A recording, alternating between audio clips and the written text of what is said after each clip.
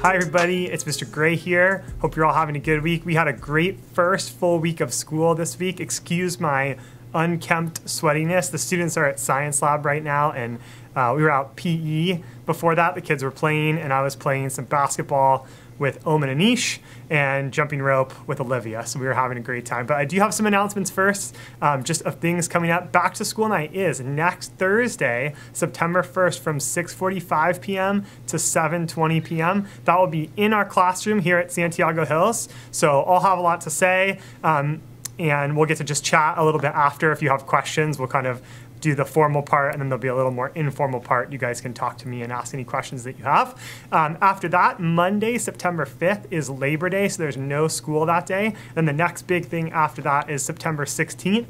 The PTA at Santiago Hills hosts an outdoor movie night. That'll be out on the grass, and they'll show a movie. I'm sure you'll get more information from PTA about that. As far as academics go, next week we're kind of wrapping up our work, just kind of getting ready for our first unit. We will start our first big reading unit next week. It's all about interpretation and analyzing themes in books. And we'll really focus on reading complex stories and thinking in more complex ways. The students will have to find evidence in their books. They'll have to write about what's happening in their books based on what we're practicing in class.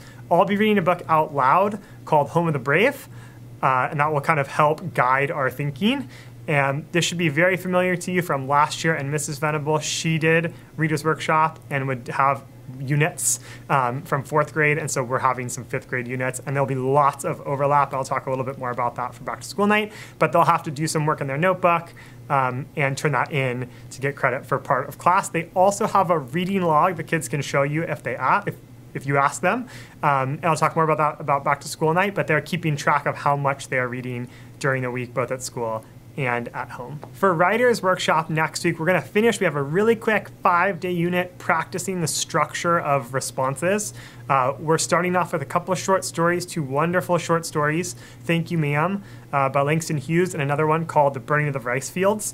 And the students are gonna answer questions, and they're gonna kind of, as a group, reflect on the way they answered the questions and what made their answers strong or what made them weak, and that will kind of help us as a class create strong answers for questions. We're going to be using a structure called RACE responses. It stands for restate the question, answer the question, connect, and use evidence.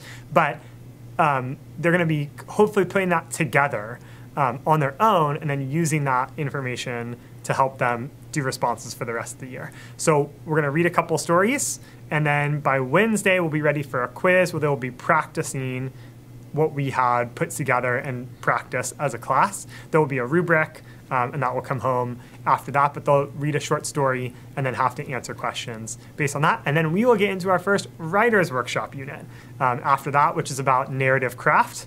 The students are writing their own stories, and I'm sure I'll tell you more about that next week.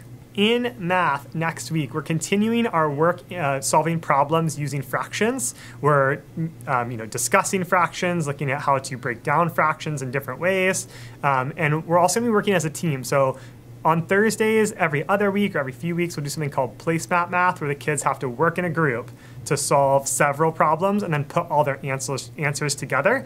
It's a great way to kind of cause a little bit of conflict on purpose and practice working together to solve a problem rather than simply trying to do it, in my own little cocoon.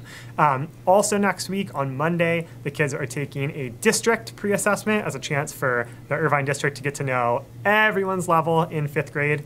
And so they'll take that, we'll do some placemat math, we'll work on solving problems with fractions, and we'll continue the discussions and strategies we've been using in class. In social studies or history, we're going to kind of have a little bit of an intro for a couple weeks coming up. The first introduction will be talking about our theme, a class theme this year, which is power.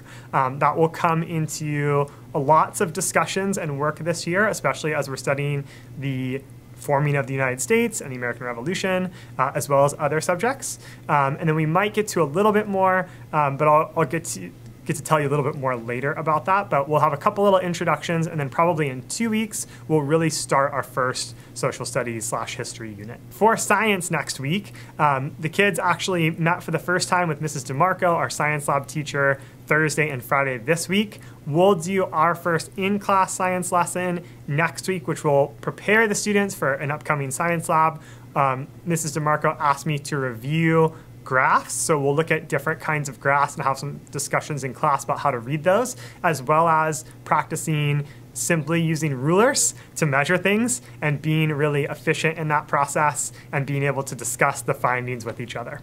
So that's what's happening academically. Again, back to school night is Thursday, September 1st from 6:45 to 7:20. I hope to see you there. If you have questions on your mind, go ahead and write them down, and you can bring them, you can email them and just remind you, but we'll definitely have some time for me to have a more formal presentation and then some time to simply chat after, with everything wrapping up about 7:20. So I can't wait to see you there. And again, thank you. It's been a wonderful week. The kids have been wonderful. We've gotten so much done and had a lot of fun, and I'm expecting that to continue. So we'll see you Thursday. Have a good weekend. Bye-bye.